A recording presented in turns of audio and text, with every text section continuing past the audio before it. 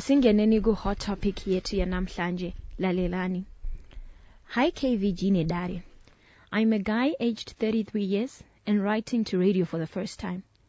I usually listen to other people's hot topics. I never thought I'd be writing neyangu.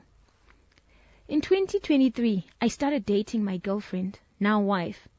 We worked for the same company. Ndakazorelocate to South Africa. Ndawana a better offer. I work hard. Handingati ndiri munhu anowana stereki, but zvinhu zvangu zvakarongeka. So ndakanoorora mudzimai wangu nemari inokwana kuita $7,000.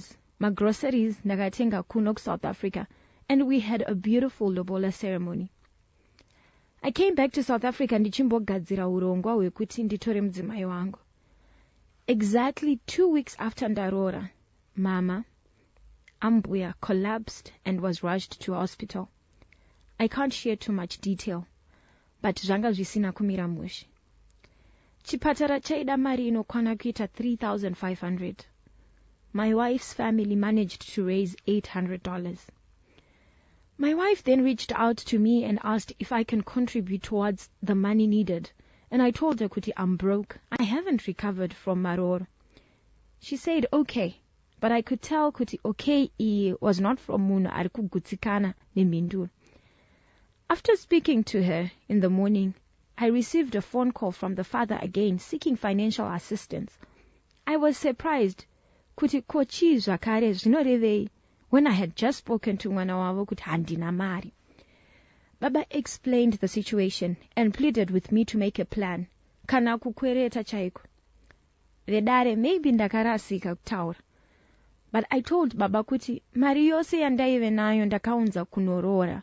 And I suggested kuti madi mashandisa mari yemarooro kurapisa murwere. Baba vakanditi mari iyi tanga tine umwe urongwa nayo.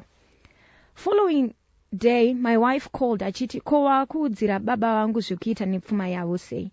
We had a back and forth and I asked kuti since mari pasina, are you and your family willing kuti mai vafe makasungirira mari?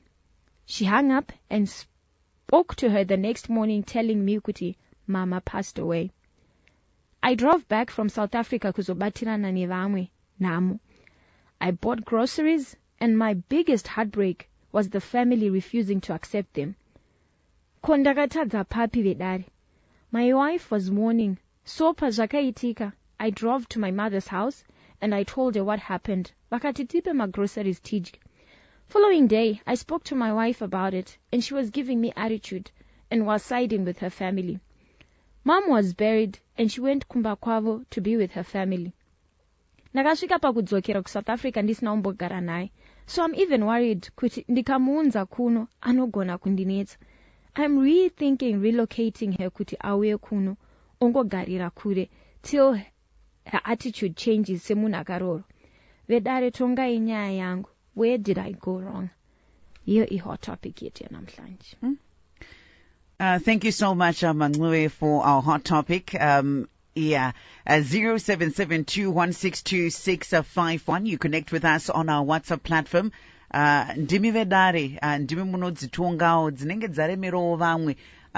Munono kuti pakadai zvingafambiswe sei kana kuti zvingadai zvakafambiswa sei. He's asking kuti pane chandakatadza here. I think pamhinduro yake pakutadza kuita chip in nekuzosuggesta kuti sezvo ndisina mari ko ndichangobva wani kuzobvisa pfuma inokwana kuita 7,000 madi matora ipapo muchirapisa mama. Zvese zvakazoteera zvakazoitika kuya nemagroceries achirambwa nekuita sei. I think zvinhu zvanga zvatoipa already.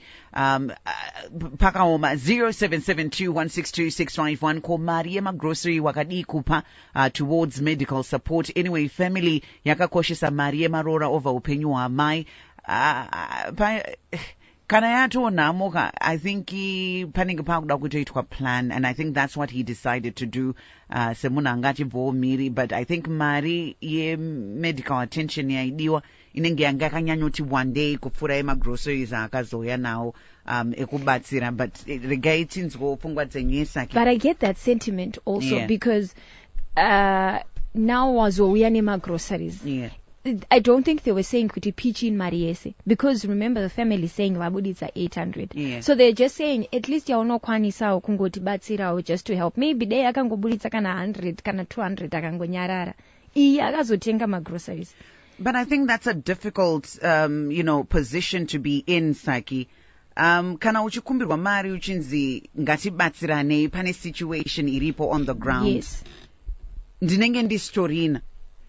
Right? Yes. Andina, mama uri kurwara, but sure andina mari. But otonzi wakusimuka, Mukwasha akusimuka kubva kuSouth Africa. I think ipapo, kana kutokwereta pamwe akatokwereta mari. Achingoti handishaita kuti ndisumuke ndichienda kuHarare ndisina chandinacho.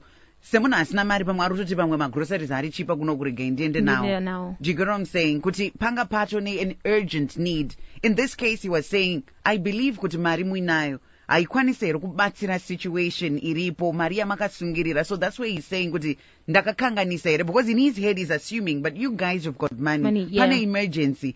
Zvichaita here kuti ndiende kunokwereta, but ndichinyatsoziva tese tiri kuziva kuti mari vanayo. Remember, even pakataurwa nyaya iyi akatotaura kati mari iripo iyi yamuri kuti tishandise hausiwo urongwa hwayo, ine urongwa hwayo hwega. So vari kuti mari tinayo, but haisiye izvozvo in a way.